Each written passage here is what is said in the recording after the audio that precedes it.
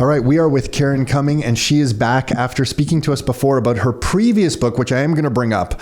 We are here to talk about The Wealthy Martian, which is super cool, super fun, and the topic is kind of really, really important, and I think seeps its way into many things that are going on in the world right now. But before we dive into that, Karen, I got to talk to you about just your background and your previous life, because I think it's applicable to a lot of things that are going on in the world right now. For those who don't know, what was your career like before you wrote The Wealthy Martian, or maybe it might feel like another lifetime ago? Can you just tell us, like, what were you up to? Absolutely. You're an interesting character. Well, you know what? You couldn't pay me a higher compliment than to tell me I'm an interesting character, Tom. That's very kind of you. I appreciate that. I spent many years in the radio and television business, working as a talk show producer, a reporter, a newscaster, all those fun things. I started in radio in Montreal and then came to Hamilton. I started in TV in Edmonton, then came back to Hamilton, worked in that field for a long, long time, and I loved it. I think I got the privilege of working in radio and television when it was actually a good time to work in radio and television. It was fun. And then, over time, it has kind of morphed into something different. A lot of big companies taking over a lot of the stations, and it's just become less personal, I think. Has it? And yeah, it I'm has. joking. Yeah. But anyway, I had a wonderful time, and I learned so much, and it was the perfect job for me because I'm a curious person, and to be able to go to work every day and learn something new and tell other people about it and hopefully help them to live a life that's better informed and maybe easier in some way. I loved what I did. And then I decided that I would, and I talk about this in the book, I became a financial advisor for a year. I was pretty aggressively recruited by this company, and I did that for a year, and it was a huge learning experience for me. And years later, it has become a piece of this puzzle that has been hugely important when it comes to this book. After I spent a year in the financial planning industry, I became a teacher, and I taught for about 16 years in the secondary school system. That was a very big learning experience for me. It taught me so much about how to talk to people and how to teach people and how to meet them where they are. And for that, I'm always, or will always be very grateful to it. Was it always the ideal career for me? No. When you put a journalist inside a bureaucracy, that doesn't always go well. The journalist is always saying, why do we do it this way? And why don't we try that? And wouldn't it be better if we did it this way? And they don't want to hear that. Mm-hmm. So that kind of speaks to how all these years later, why would I write a book that basically says the school system isn't doing anything to educate young people when it comes to managing their money and developing a positive relationship with money? That's the journalist stepping outside the system and saying, maybe we could do this better. So all of this led, the working in radio and television and working as a teacher, led me to be incredibly intrigued by a little something called the Mars One mission that started back in 2013. I first read about it on CNN.com. I was just on my laptop one night at home checking things out, and the headline said something like, "Want to go to Mars? Apply now." And I thought, oh my gosh, what is this? So I started to read about it, and as I kept reading, I just kept getting more and more excited. I kept thinking, oh my gosh, this is real. This could be a job. This is so perfect for me. And the idea was that perfect to go to Mars. Oh my gosh, yes. Your sound is perfect. I just want the camera to pick you up a little bit. Sure. So I'm going to move this that way. Okay. All right. Thank you. There we go. Thank you. So I read all about this, and it took me about 5 minutes to say to myself, well, I have to apply to do this because this is so perfect for me. I couldn't imagine a more perfect job description for 3 reasons. First reason was I'm just such an adventurous person. I couldn't imagine a bigger adventure in the world than living on another planet. Second reason, as a journalist, the assignment of a lifetime to be sent to Mars to document everything that goes on there for everyone who is living on Earth, all the scientific experiments, like everything that would be happening up there, to be able to be the journalist, like maybe even interviewing the first alien. Can you imagine? I thought that would be fantastic. So the third reason, as a teacher, imagine like being able to teach people about space from space in much the way that Chris Hadfield did when he was the commander of the International Space Station, right? He was so innovative, so creative. I had such respect for everything he did up there. He took his guitar so that he could record music videos like David Bowie's Space Oddity and engage young people and say, look at what I'm doing up here. I'm here talking to you about space. He took his camera with him and took photos of Earth that he turned into a book and spoke around the country. I actually heard him speak at a camera show in Toronto after he came back to Earth. And I was so impressed. I thought, wow, if I could do this much of what Chris Hadfield did up there to be able to teach people about space from space, wouldn't that be amazing? So for all of those reasons... You could just apply on... Yeah, you just applied. You did. And they said that they had about 200,000 people actually look at the website, read the job description, and something like 2,500 people applied. And then what happened was they kept narrowing it down again and again. And who was they? Sorry. The guy who was in charge is a businessman, a Dutch businessman named Bas Lansdorp, and he made his money in wind energy. And one of his childhood dreams was to take humankind to Mars. He didn't want to go himself, but he wanted to take humankind to Mars. And a business partner of his named Arno Wielders, who has done work for the European Space Agency, and is very involved in space issues and projects, they decided that they wanted to create this platform for encouraging people to apply to become citizen astronauts to actually colonize Mars. And they hired a graphic artist in Calgary to do the initial drawings. And if you go on the Mars One website, you can still see them. It's his concept of what the space capsules would look like, and they would be all connected so that the ventilation systems and the heat and the air would all be, common. And then the idea was that they would narrow down all the applicants to 100. So I'm one of the Mars 100. We are 100 people from around the world who made it to the final round of citizen astronaut selection in a legitimate mission to colonize Mars. The idea was that the final round would have taken us to a simulated Martian colony somewhere on Earth, whether it be somewhere cold like northern Canada or the Arctic to simulate Martian conditions, or somewhere red and like the desert to simulate what it would look like on Mars. And we would be observed by a space psychologist who actually met. His name is Dr. Norbert Kraft. He's written a book about all of this. This is all real. It is. And so Dr. Kraft would have observed us all just living together for these 2 weeks. And what was he looking for? He wasn't necessarily looking for the smartest people. He was looking for the people who could operate as a team, who would have each other's back. And I was convinced that I would be chosen. I knew it in my heart that if it went that far, that I would be one of the 24 that they would narrow it down to.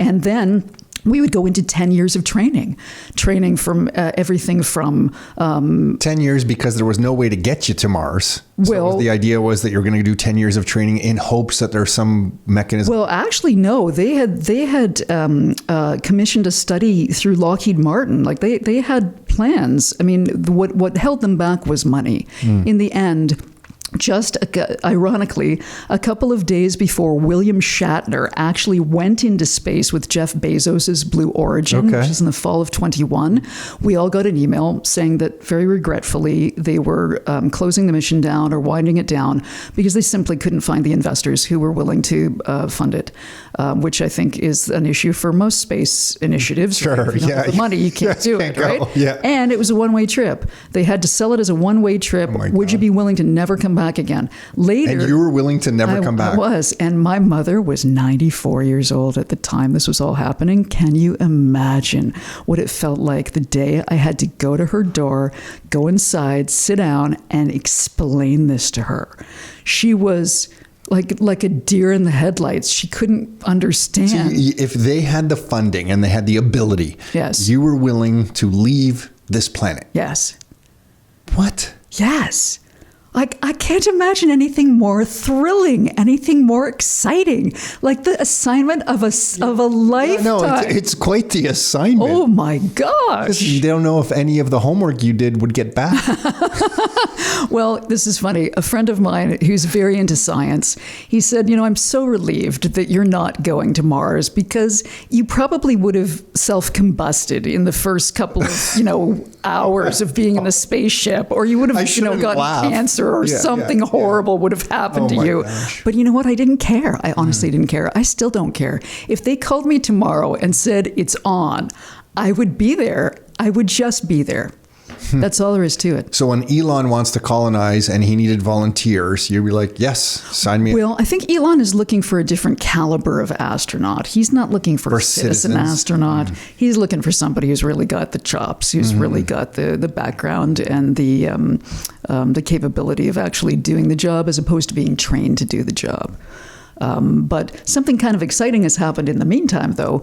As you can imagine, this went on for more than a decade. And initially, when it first happened, they announced it just a couple days after Valentine's Day, 2014, I think it was, the 100.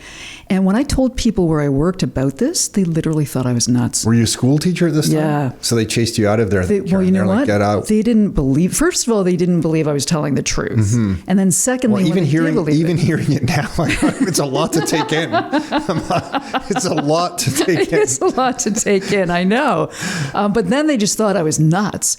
So imagine working in an environment where the people around you really do think you're crazy. It wasn't a whole lot of fun for a while, but it gave me a real appreciation for people, who have done something unique or lived outside the box. And, not everyone can relate to that. And it's an interesting thing. But something cool that's happened as a result of all of this is that, as you can imagine, you're involved in something like this. At many points along the way, they were approached by filmmakers who wanted to do documentaries about what was happening, and they always turned them down. But in the end, after the mission wound down, Baz Lansdorp was approached again by two different companies. One of them was the Obamas. And Time Magazine. Apparently they have some kind of a documentary production company. And the other one was Ridley Scott, the Hollywood director who did Thelma and Louise, Blade Runner, Gladiator, Aliens. And he chose Ridley Scott. So Ridley Scott's production company is doing a documentary on the Mars 100. And we understand they're going to be shooting it sometime this year, and that hopefully it will be on a platform maybe in 2025 is what we're hoping. But, how cool that even though the mission didn't go ahead, somebody who has the background and the experience to want to create something inspiring is doing that. And you believe the person that was behind this, I forget the name that you mentioned, that had the belief they would get the financing at some point? Yes, Baz Lansdorp. You believe that the intent was pure? When you think about it, because part of me hearing this is like, Karen, they just fed you this idea and roped you into this, and then they didn't have the ability or the plan. He mentioned this several times. If you think about it, look at how much money gets funneled into the Olympics every 2 years. It's billions and billions of dollars. Initially, I think they were looking for $6 billion, which really, in today's world especially, that's nothing. Doable. Yeah. If you're in contact with the right people who are willing, I think this was a really unique ask, though. Not only do you have to be in contact with people who have an interest in space and who are intrigued by this, but who also have the money. On top of that, they have to be willing to lose the money. They have to be willing to watch it explode in the sky like the Challenger did in 1986. And if that happens, they have to be able to say, okay, we tried. And I guess that's a harder ask than you might imagine these days. It was the money that held them back, which I think is unfortunate. But what I love about it is that it started a conversation back in 2013 when nobody was talking about Mars. I went and spoke in all kinds of schools. I've spoken online to kids all over the world, literally. And back in 2013, no kid in school was doing a project on Mars. And now it's everywhere. They're building simulated Martian colonies. They're doing projects that have to do with space travel in Mars. It's become a real. It's become implanted in our consciousness now that this is a possibility, and should we do it is the big question. If you weren't as articulate as you are in explaining this, and I heard this for the first time, I would be like, what is happening right now? But the way you're explaining it, it just makes, it seems like this was a a real intent. I believed in it with all of my heart. I can tell. All of my soul. I can tell. And if they, as I said, if they knocked on my door today, my gosh, it makes me so happy to talk about it. If they knocked on my door tomorrow, I would say, where do you want me to show up? And I'll be there. Just the idea that, I mean, we talked about it in terms of being pioneers. Imagine the people, the people back in the, who came over from Europe and who came in a ship and had no guarantee of Everyone anything. was told they were crazy. Right. When we were You're nuts. Why would you leave everything out here to go there? Very similar kind of a story, right? Why would you leave here to go there? Because there is a mystery. There is a question mark. There is something that needs to be explored. And somebody actually wants to send a crew of people. You're one of the dreamers. You're one of the dreamers. Totally. This is interesting because I want to come back to the context and the perspective that you have on things is rather interesting. I want to rewind just 1 second because I'm interested in your thoughts on something of your career, because your career has just been in so many different stages here.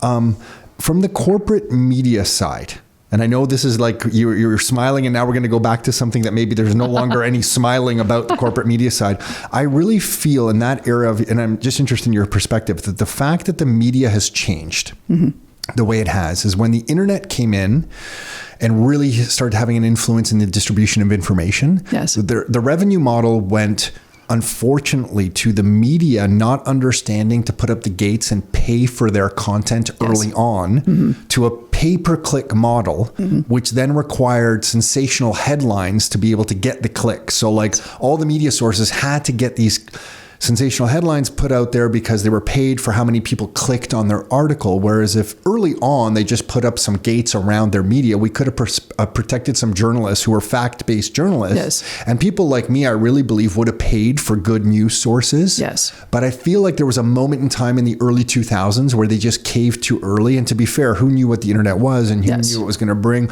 And that changed the media landscape from a fact-based journalism type landscape to like, oh my gosh, we just need to get content out there. We need to get clicks. We need to get views on our stuff. And the whole landscape changed. When I explain it like that, does that resonate with you? Do you feel like that was a moment in time where corporate media kind of just lost its way a little bit? I think there's some truth to that. I think essentially what it came down to was that they didn't believe that people would pay. Yeah, for sure. They'd been so used to, borrowing the newspaper from your neighbor or that kind of thing. I don't think putting a loonie in and maybe grabbing two papers and not one. Not that I ever did that.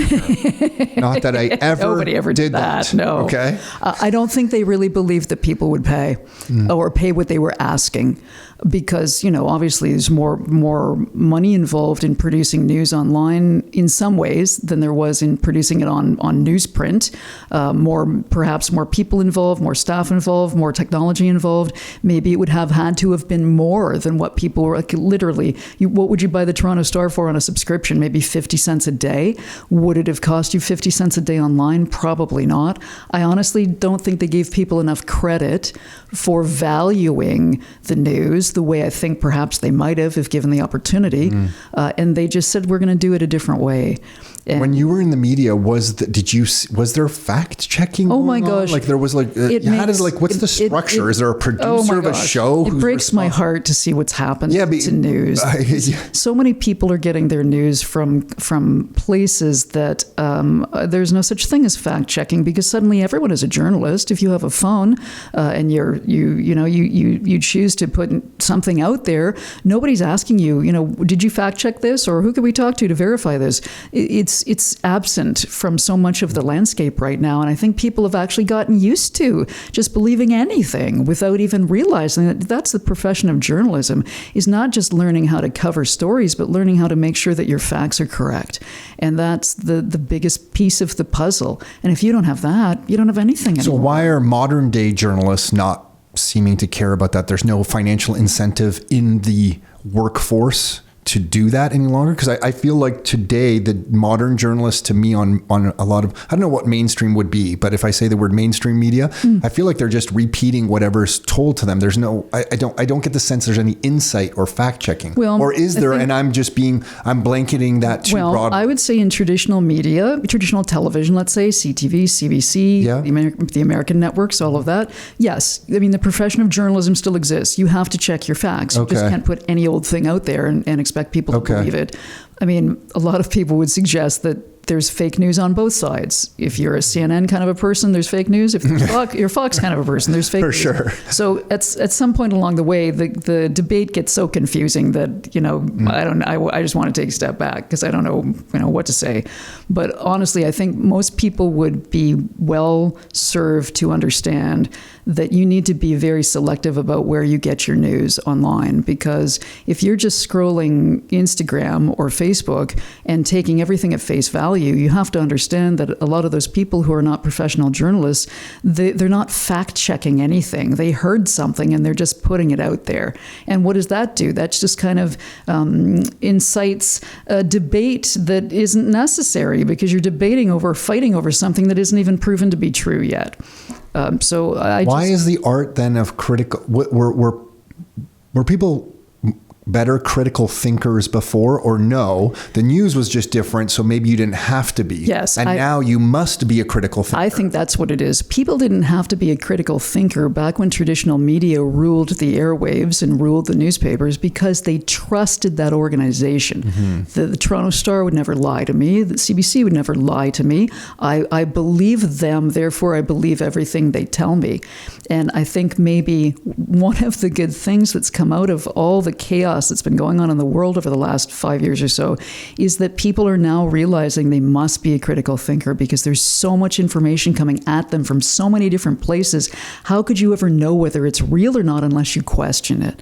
And so it's become a must, I think, to question your news.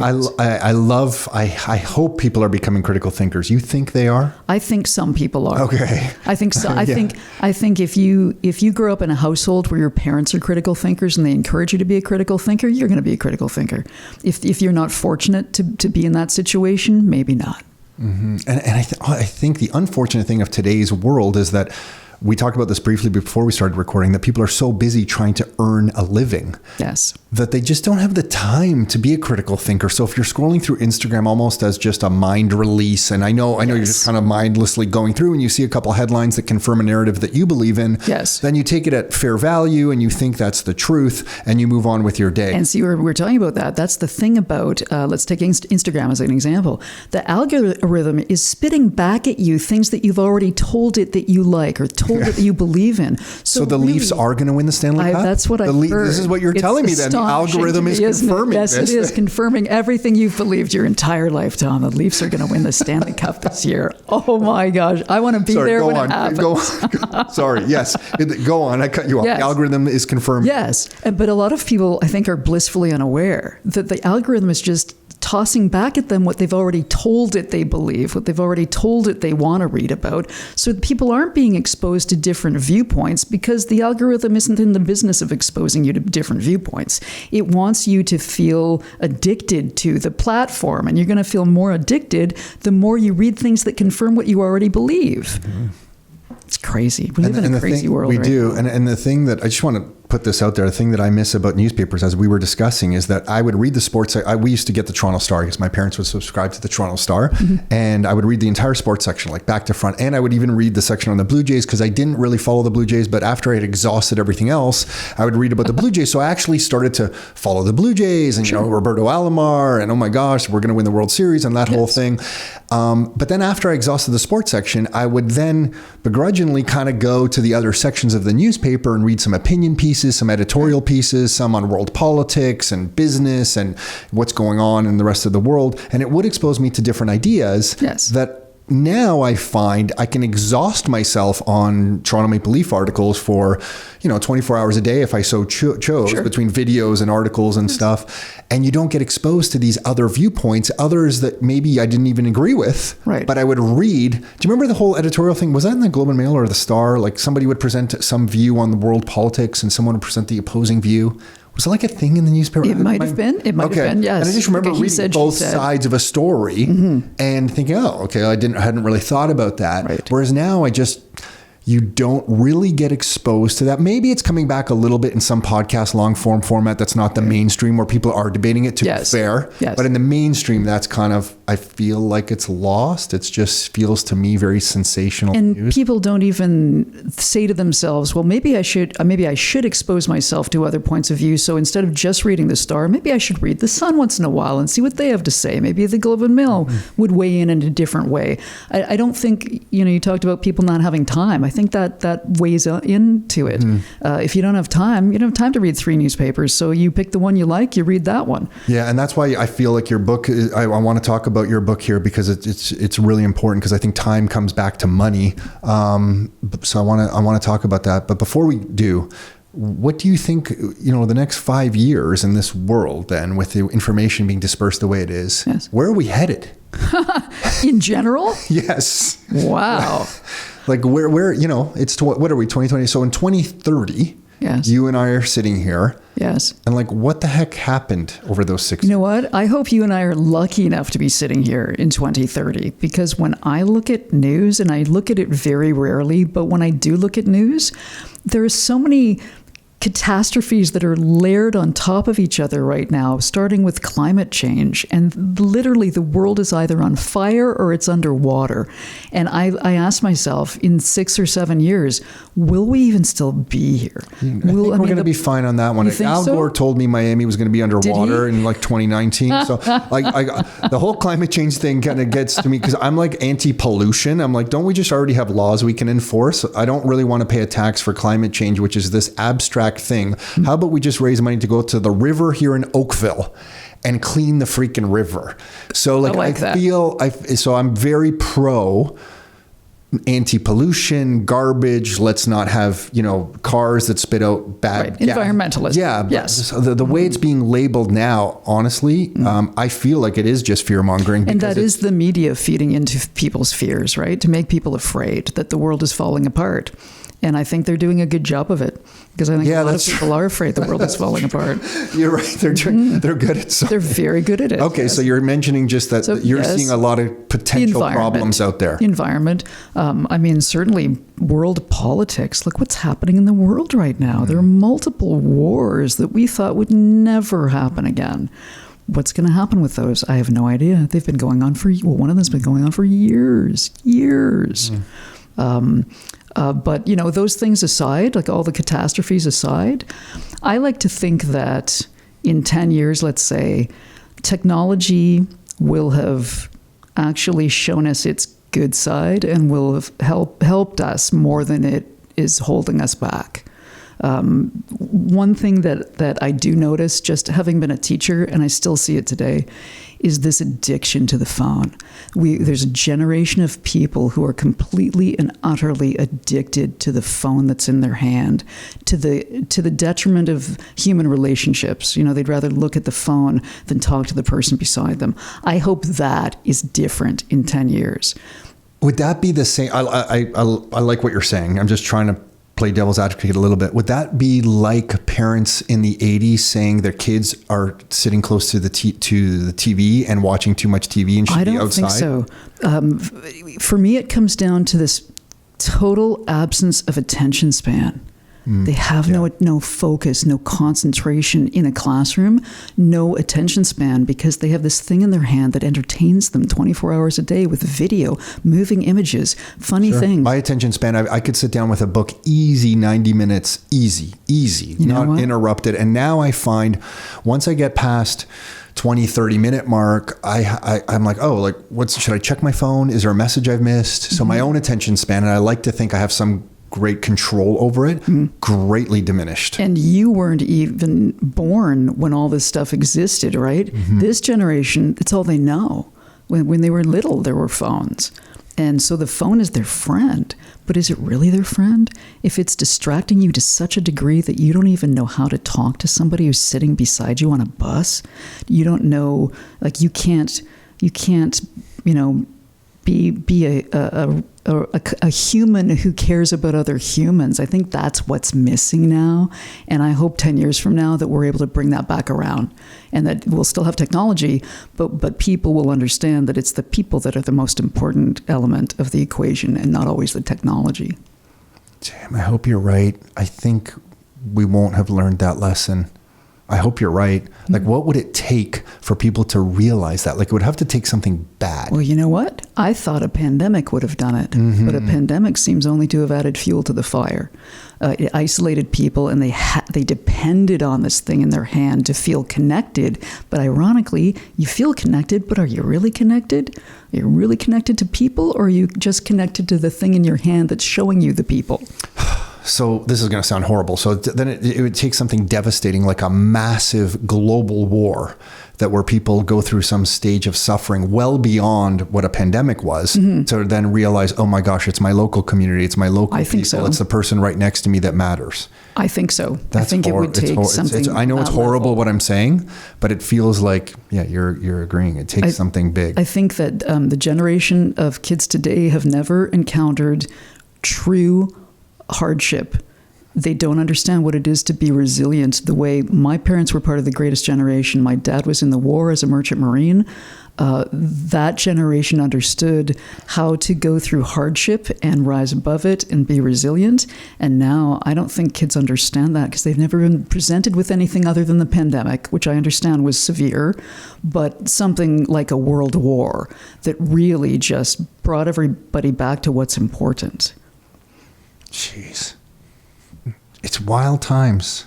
These are crazy times to be living on planet Earth. I mean, we should all go to Mars. It's not an easy gig. So then with the context, the Wealthy Martian, like you went into the school system. Yes. And then what was the impetus to write the book? Like Here's what happened. Yeah. I was convinced that I was going to Mars.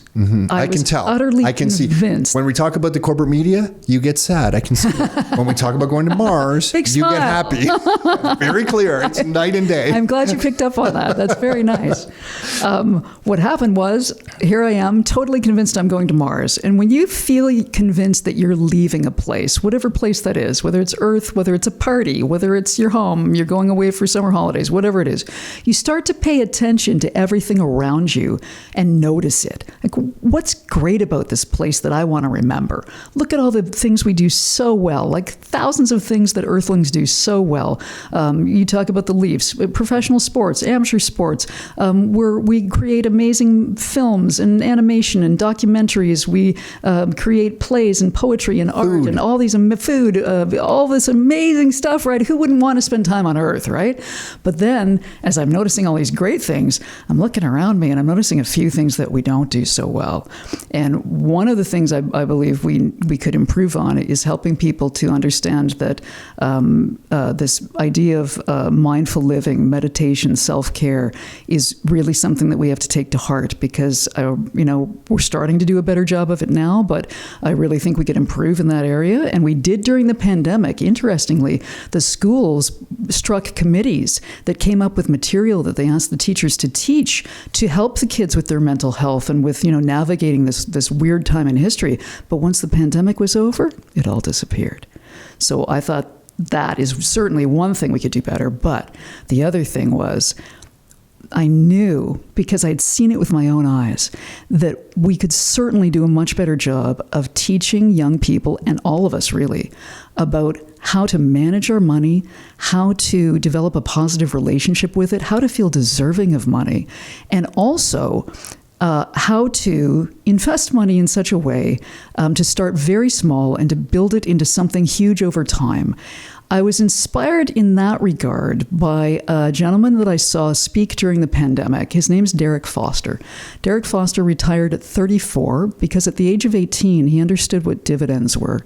He understood that if you invested in dividend-paying blue chip stock and you did it using something called a DRIP, which I didn't understand even what it was until a couple of years ago. What's a DRIP? What's a dividend reinvestment plan? That you could literally write your own ticket.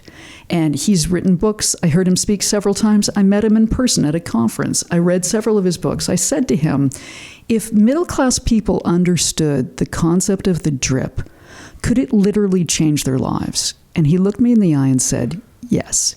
And that was all that I needed to hear. That was the impetus for me to write this, because I wanted not only to understand it for myself and set up drip accounts for myself, but also to teach other people how to do it, because I'm convinced that if the middle class understood this concept, that it could literally change their lives and their children's lives. So what are how did you break it up? How did you structure the book? What are the concepts, just at a high level? Sure, yeah. The book is divided into 3 sections. The first one is called Master Your Basics. Master Your Basics. Second part of the book is called Master Your Mind. Talk a lot about, these ideas of feeling deserving of money, having gratitude for money, all of these good things, kind of spiritual things. Mm-hmm. And then the third part of it is called Master Your Drips. And I literally take people step by step. I explain dividends. I explain the drip concept. How does it work? You don't go through a traditional stock brokerage. You go through something called a transfer agent. What's a transfer agent? I had to teach myself all these things. If I had grown up in a wealthy household where this was just, taken for granted, nature. Everybody knows what a drip is, right? I'd be wealthy today. But because I was teaching myself how to do this at the age of 60, I knew that if I had known this 40 years ago, my life would be totally different. And if I could do it for myself now, because, hey, I'm 62, I got 20 good years left, right?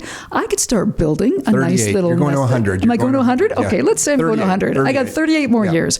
I can start a drip today, and I chose 5 stocks.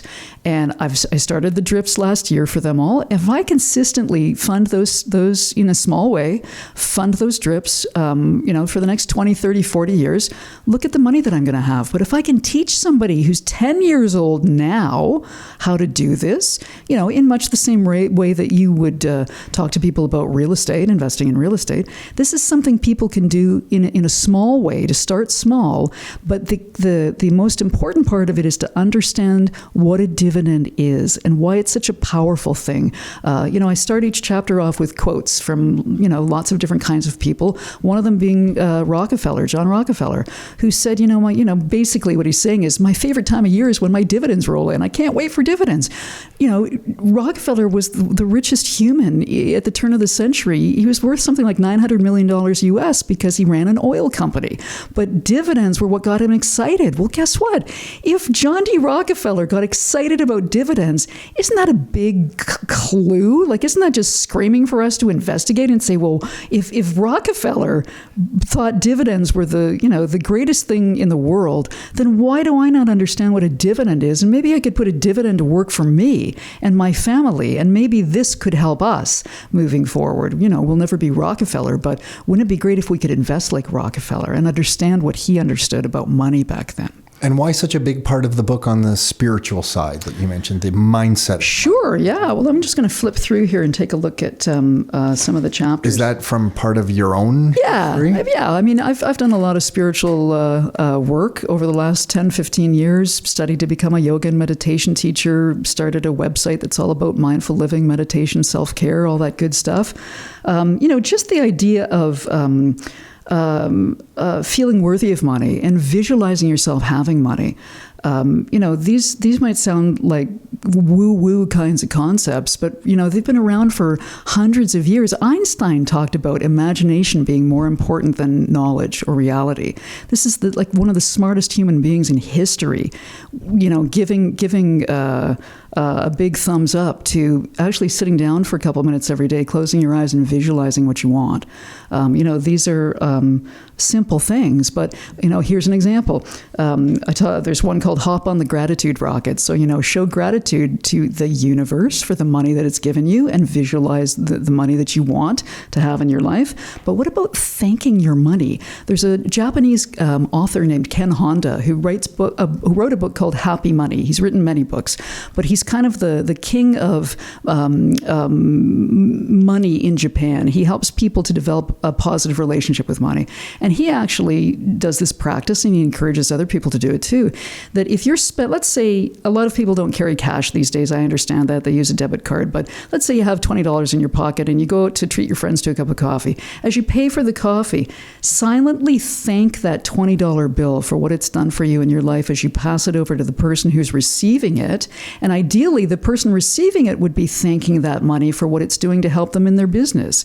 And I'm telling you, if you start doing this, it really does. I'll speak for myself. It changed my perception of money and how money needs to flow. And it's like energy. It's like chi, right? It has to flow. And the more you thank it as you pay a bill or you pay for something, the more it's going to come back around and land back in your pocket again because you've helped somebody else with that money. And it's just this one big chain of flow. So did you have a negative connection with money or neutral connection? I'd say neutral. Okay. I was never. So no one discussed these kinds of concepts? No. Oh, I grew up in the 60s, right? In the early 70s where this kind of thing just wasn't talked about back then. I mean, that was like a woo-woo time. Well, the 60s maybe, but if your parents weren't. By the way, I agree hippies. with a lot of the spiritual stuff that you're talking about here. So when I say woo-woo, I just kind of have to. Oh, I talk about, I actually call it woo-woo. There's throughout the book, there's, I tried to write this in the most engaging way I possibly could to make it fun. And there's a lot of people talking back to me. So, hey, Karen, this is sounding kind of woo-woo. Well, I need proof. Tell me more. Mm-hmm. I get it. It's not the easiest thing sometimes to wrap your head around, but just this idea that we're worthy of having money. Mm-hmm. And this is true. I mean, you've studied, a million self-help authors and speakers. You have to believe that you're worthy of having money.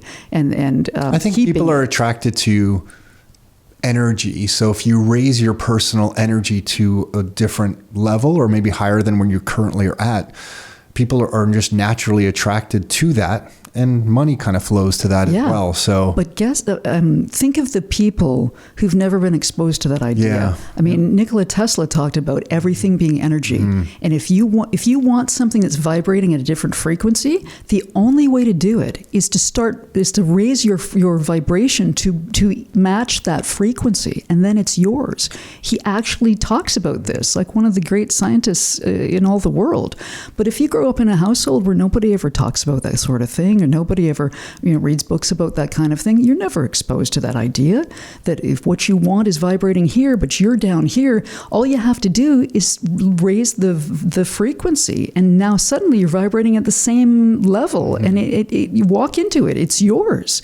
And if you can match that with some skills in the marketplace, obviously, the marketplace is rewarding, and match it at a higher energy level, that combination just seems to attract different opportunity. When I see people in real estate who are kind of struggling to raise money for a joint venture that they're doing, sometimes they'll sit down and kind of practice the pitch to me on what they're doing and what they're selling. And the details all make sense, like everything makes sense, but the delivery in what they're presenting is at such a low level. Either they don't have confidence in it, or they don't have confidence in themselves, or both. Yes. It just ruins the whole thing because you're just getting this vibe that something's off here. Yes. And then I guess there can be the flip side to that. Somebody can be overconfident in presenting something, and the details are incorrect. So you do need to, there needs to be a marriage. It's a delicate balance. It really is a delicate balance. Yes. And I can relate to that because I've been involved in owning rental property and this idea of joint ventures. And, I've sat in workshops where people have talked about, here's how you raise money. Here's how you get a joint venture partner. And I think what was always missing for me was that I didn't believe that I could do it. And you must believe on a visceral level inside of you. You have to believe that it's possible and that you can do it. And so I can relate to people. Did that change for you at some point? Or no, is that something you still personally struggle with? Well, not that it's bad. I think I've never had a joint venture partner. So, maybe it's not something you wanted to do. I think at the end of the day, maybe the properties that I owned didn't lend themselves to a joint venture partner, or there wasn't anything that I needed money to create a second suite or a garden suite because it wasn't possible to do that. So I just never explored it. Yeah, sure. But I think if I were to explore it, that would be key. I must believe that this is possible and that I can do it. Yeah, because the way you present yourself today it seems to me all subject matters that we've discussed today, you come across very confident. And so I feel like anything you wanted to do in that world would open itself up to you. So would you like to do a joint venture with me? Nick and I don't do joint ventures. We are selfish people who just, over the years we have done some joint ventures. And I think maybe it's a place I'm at in life we just don't want to deal with other people's drama.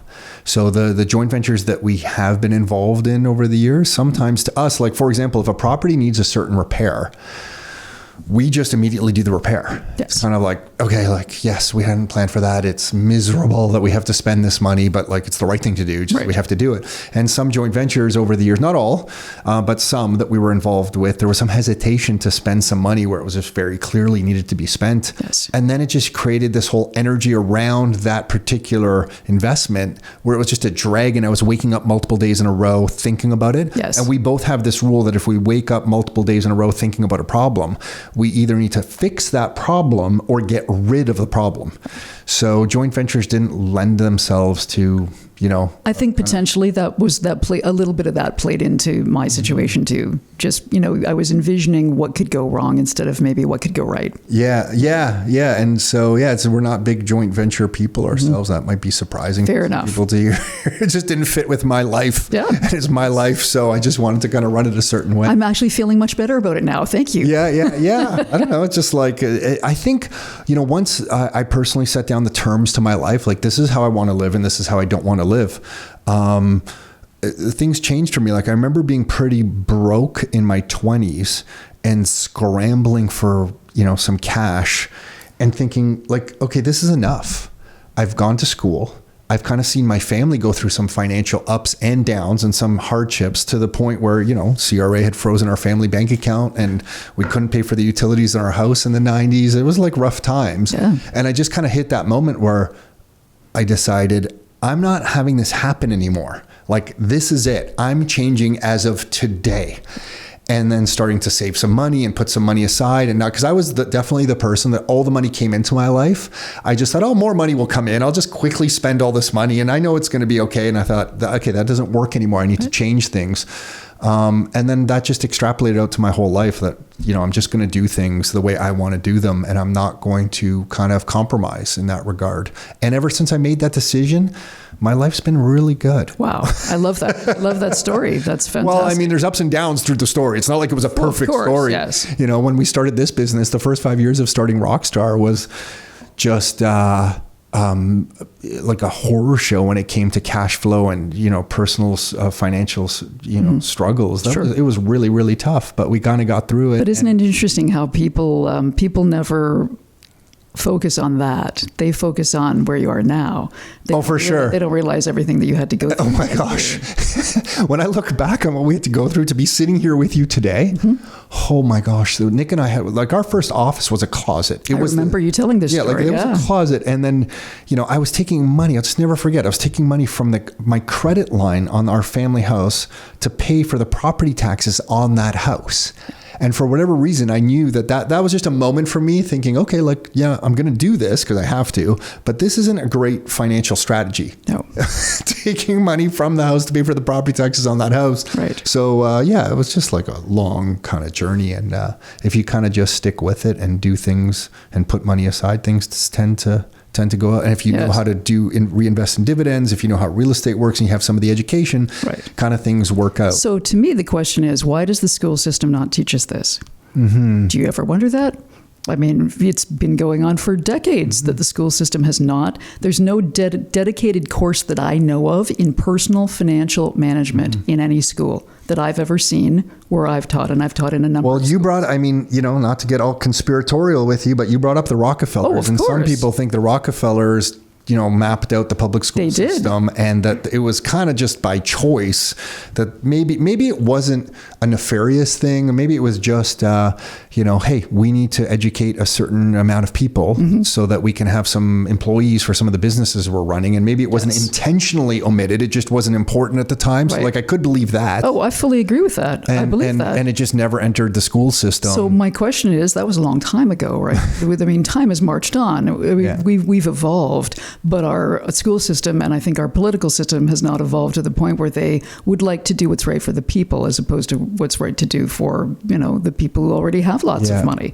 The school system trains people to be good employees. And, honestly, if I had children and they were in the public school system right now, I would want to know why my children are not learning anything about money.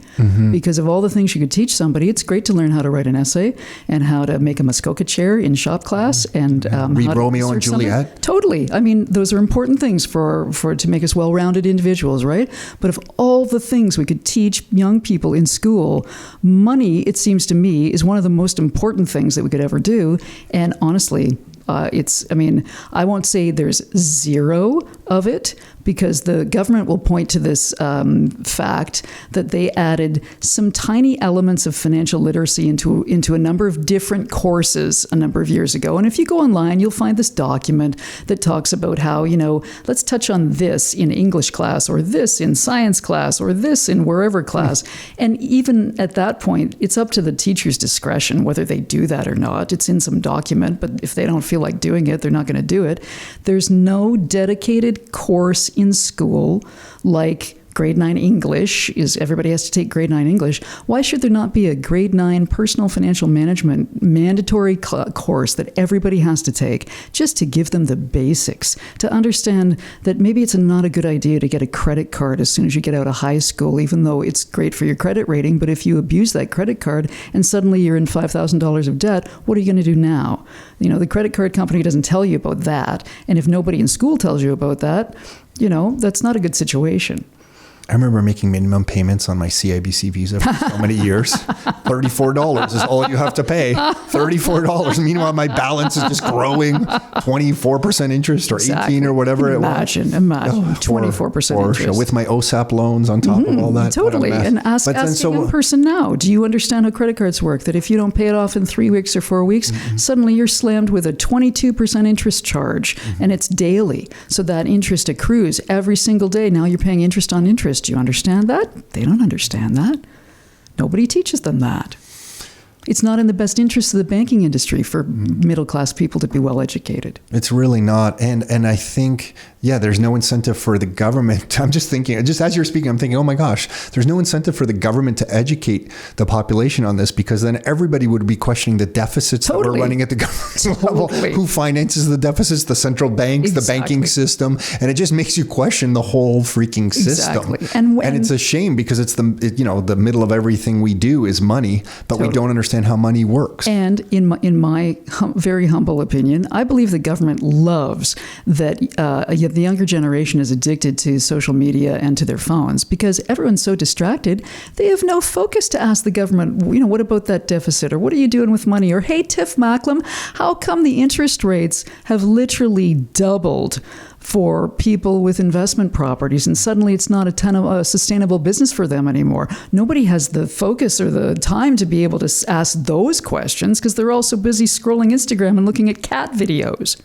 So, Karen, is democracy a failed idea? Does democracy depends on the majority to vote people in who are going to do stuff, or does democracy work and once people get voted into some sort of power, it all goes out the window? Well, I've heard it said by people who have been voted into power that their full focus in everything they do is to promise anything to get reelected. And that's not just in the U.S., it's here too. So if you're promising anything to get reelected, do you really have the best interests of the people at heart? I don't think so.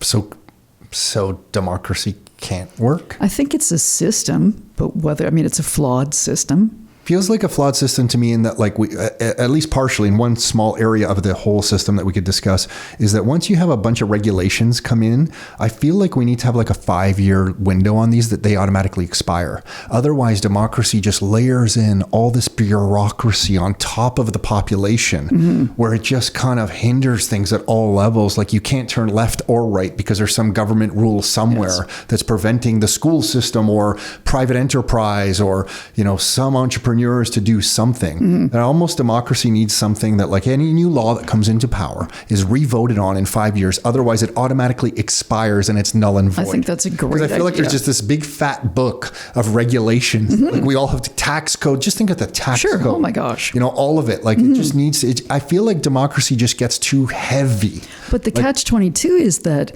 the people who are inside the democracy would never want that. No. Because they want to guarantee their jobs, like for the rest of their lives. They want to guarantee their pensions. And if you start having checks and balances and things that expire in 5 years, everyone's going to be nervous and afraid that maybe their job is going to be at stake if that thing comes to an end, that whatever's on the books doesn't exist anymore, then I want to have a job. So I don't want to support something like that. So we need the benevolent dictator. I'm not sure what we need. A monarchy. A monarchy that needs the population to be happy with it. Otherwise, the population revolts and comes after the monarchy and the family. That threat of the population revolting against the king and queen. So the king and queen don't get so crazy. Maybe we need the monarchy. Maybe that's the system. I'm laughing, but I'm actually not laughing. I know. I mean, really. I know. Maybe none of that us would are be anymore. a good system. Maybe something like that is what we need. I don't know.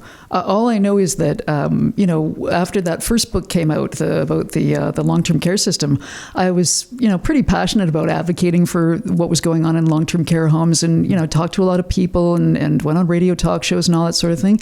And at the end of the day, I just sort of gave up because I felt like it didn't matter. Nobody was listening and nothing was ever going to change.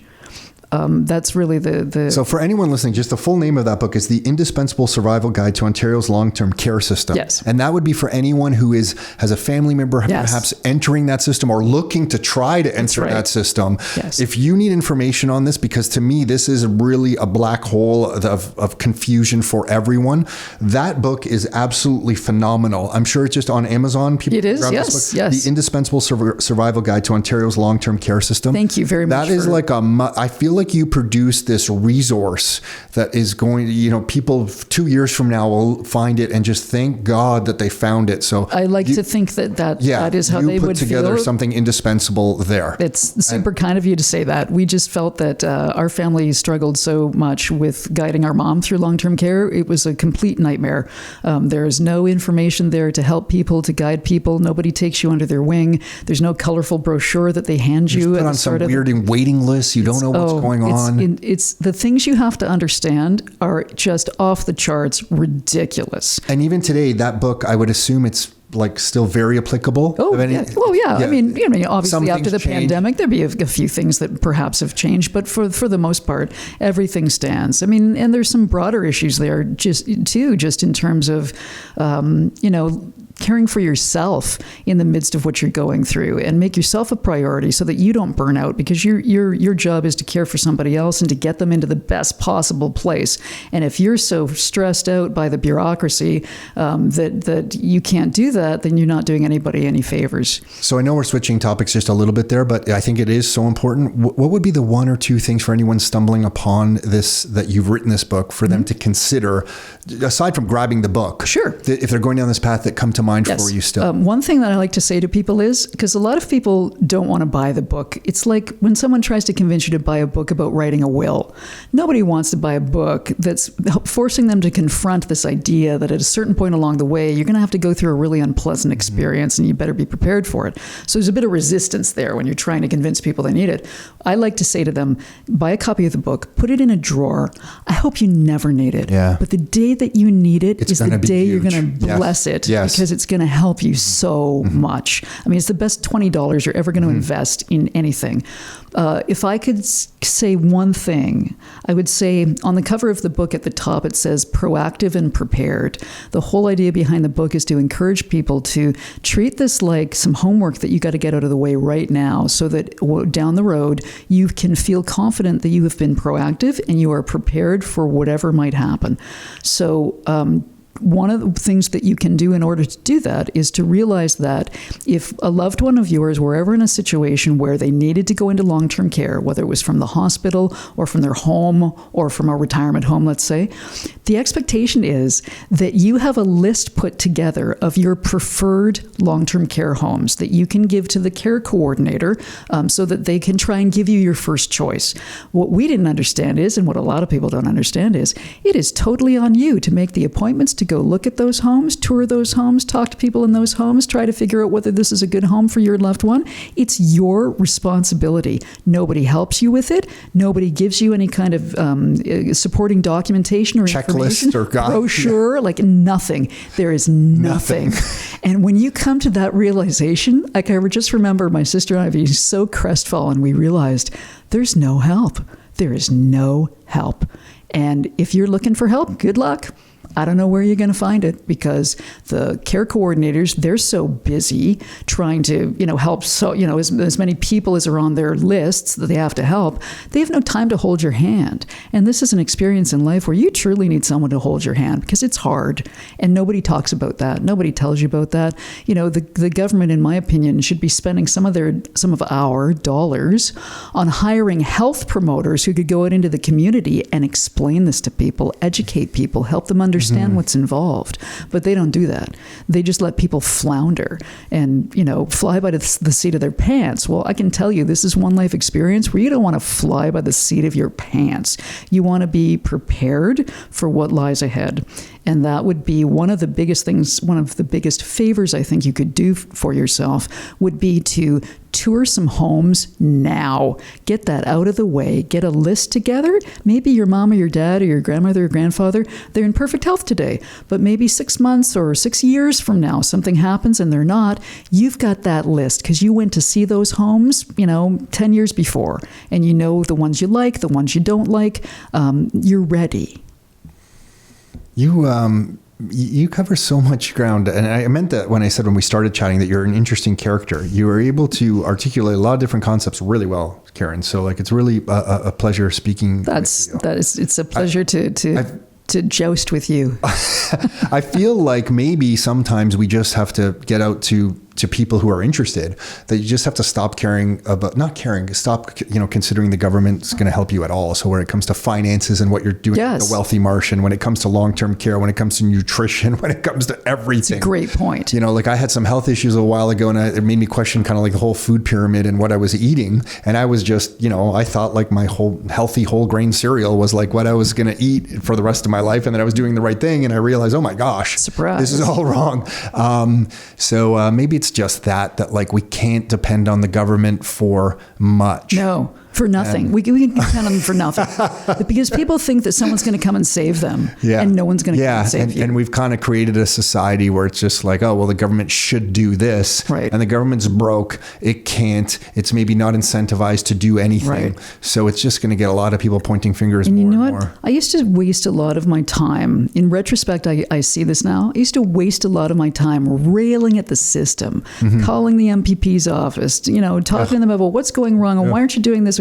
It's a total waste of time. Total waste. Because it's like you're just hitting your fist into a brick wall. And when you stop doing that, it stops hurting. So instead of putting all that energy and emotion into fighting what is that you don't agree with, for me, like writing both of these books was an exercise in directing your energy in a positive direction. Taking ownership. Yeah, exactly. Ownership, empowering yourself to actually do something positive that's going to help, as opposed to just being upset over everything. I had a similar experience. I always dismissed government as like, oh my gosh, the bigger issue is the financial system and banking and money. That's why I really wanted to talk to you about the Wealthy Martian, because I figure if people can figure that out and get their finances straight, it gives them the time to figure out all these other things. They'll have the time to figure out the long-term health care. They'll have the time to figure out their own health. They'll have the time to invest in their relationships. Exactly. So really the crux of it is getting your finances straight, because if you don't have that straight, unfortunately, even if you're the type of person like, I'm not interested in money and investing and stuff, but if you don't have that straight, that base, you just don't have the time. You're constantly exchanging time for money. And it's frustrating. And on your government comment, that I'll never forget during the pandemic, because I don't engage. I said, hey, listen, You're smart. We're a private business. The pandemic, early on in the pandemic, I mean, we all thought we were just going to die. So I thought, I'm going to, reach out to the local MP or MPP. I don't even know what they're called. I reached out and I said, hey, how many beds are in the Oakville Hospital? Like, what is the per capita need per beds? We're a private company. We will fundraise.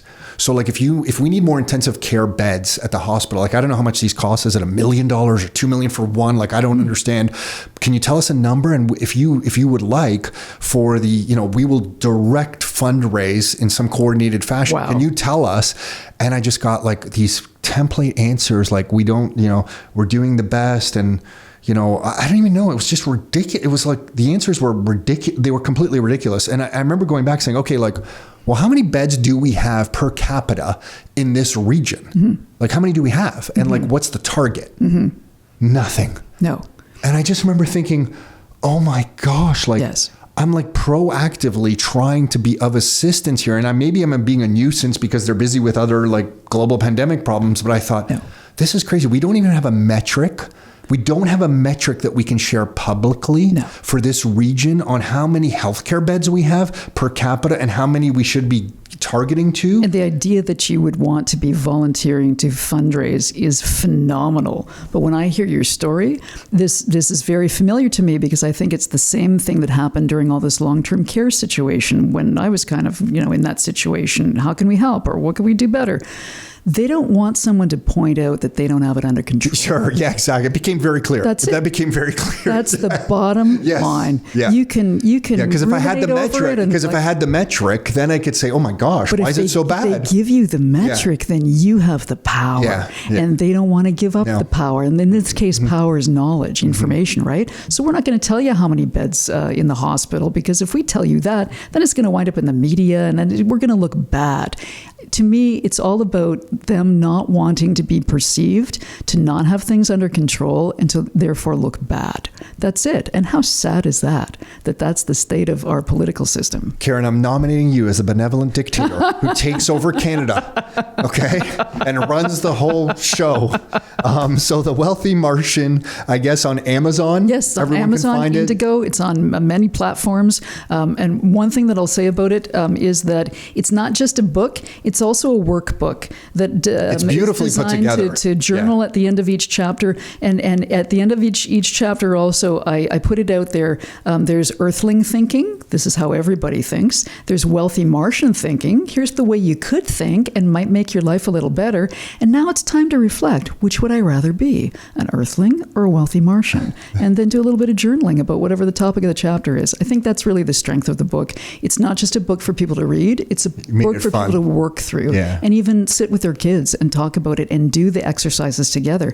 And I'll say this too, it's not just for young people, it's for everybody. I wrote it for everybody who's never understood the basics of managing money, paying yourself first, all these kinds of concepts that if you're not fortunate to grow up in a home where these ideas were valued, you were never exposed to them in school, therefore you don't know anything about them. And there are people who are retired and still don't get it.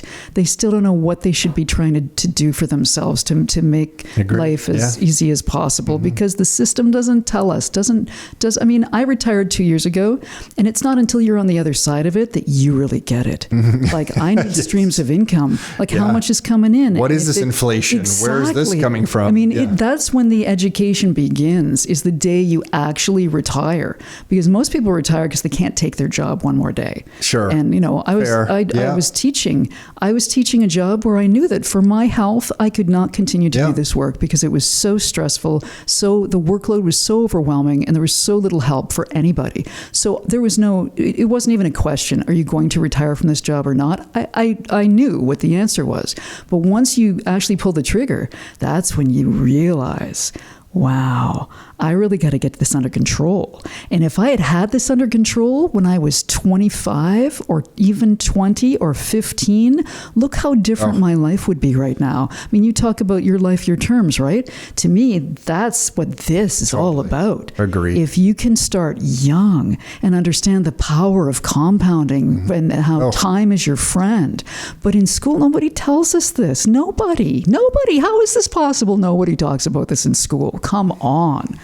So that's really the ultimate goal of this book, is to make it fun, lighthearted. I weave the space theme throughout the whole thing to make it interesting. It's engaging. If you're ever going to read a book about money management, please, this is the one you want to read, because it's going to hold your interest. It's going to be fun, and it's not going to feel like work. It's just going to feel like a good time. Karen, thank you so much for coming back and chatting with us. Really appreciate it. Congratulations. Thank you so much for having me here. Yeah. It's a joy to talk with you. It really is. Thanks, Karen. Thank you. Hey, thanks for tuning in. You can find every new episode of the Your Life, Your Term show on all the major streaming platforms. So Spotify, iTunes, Google Play. And if you'd like to get free copies of some of the books that we've put together, like these right here, or some of the reports that we've put together, like these right here, you can find all of those at www.rockstarinnercircle.com. That's www.rockstarinnercircle.com. That's it for now. Until next time, your life, your terms.